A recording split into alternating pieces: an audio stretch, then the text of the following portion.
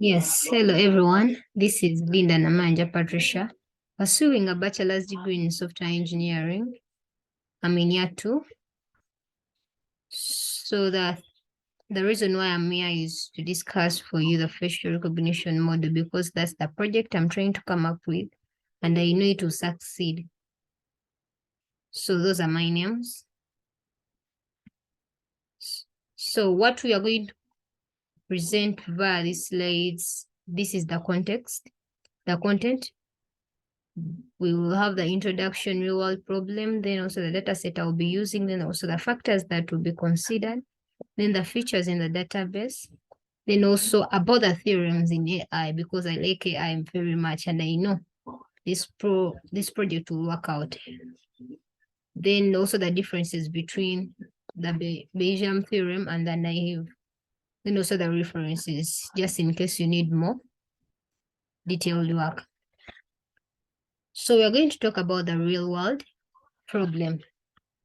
And we know that the real world problems, these are authentic issues that affect people. Generally, they affect people, like insecurity, poverty. For real, I came up with this project to overcome specifically insecurity barriers.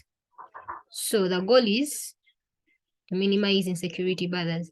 So insecurity as one of the real world problems attracted me to come up with such a project, which is facial recognition technology. So if you try out to come up with such a project like facial recognition method, you have to have a data set. And my data set will be, this is the link of my data set. That's where all the information I'll be using, that's where it will be applied. Then under this facial recognition model, the data is captured, including the images of different people in our society, because there are literally very many people in our community. So this data also needs to be stored in a database. So before using a database, you have to also consider which DBM we'll be using. That's the database management system.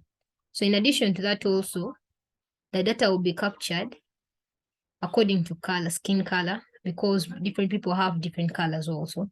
Then also the parts of the face, the eyes, the nose, and then the mouth. Sorry. This is how it will detect if I illustrated using this. So just in case the project has come up well, has been implemented, this is how it will be capturing the content of the face. So before setting up the data set you're going to use, there are some factors you must consider before selecting the database. First of all, you have to consider the accuracy. Accuracy, does it well? Because in AI, it's very, let me say it's strict. Whenever you apply with false data, it will literally show up something which you're not well conversant with, or the output will be the other way around. So in artificial intelligence systems, it needs to be trained with accurate data, because this accurate data enables you, it acts as a basis for the learning process, which will be done you with a machine, because it's you, just in case you've used any machine language model, for example, like supervised and unsupervised, it will enable you to train that machine what to do according to the model you came up with or the real world problem you want to solve. So for my case, it is facial recognition. Then the second thing, it is variability. Variability comes in like the images. For my case, I'll be capturing the images. So you can't capture the images when the people are not there. So it should include the data images from different levels of different people also. The sources, they also capture different use cases as to allow our model to have the broader understanding of how our data set affects the output. So these are the things you must consider, because each and every one is created differently. I know also you know that. The distance between the eyeballs, the eyes, then the depth of the socket, the eye socket, also the shape of the chin bones, then also the contour of the mouth. Those are some of the factors we must consider before selecting the database. No, sorry, the data set. So also in the data set, there are some features you must consider that must be collected, so has to be used during the implementation. So some of the features, according to my facial recognition model, I'll be getting in images of different faces, of different people with different colors, then also different thing will, different eye style, whatever, what all that content will be captured to ease data access by the machine. So we'll have the face being captured to ease identification, then also the face detection, basing on some properties like color, yeah, also the distance of your eyes, all that sort. Then in applications, images will be obtained. And the data being collected to be stored in the table. Or else you can use the direct cyclic graph, which is under Bayesian theorem. So it can help you do that modeling. Yeah. So we're going to talk about that theorem, the Bayesian theorem. Its use is just the process of updating the probability of the outcome based on the incoming information. So if I illustrate using, let me give an example.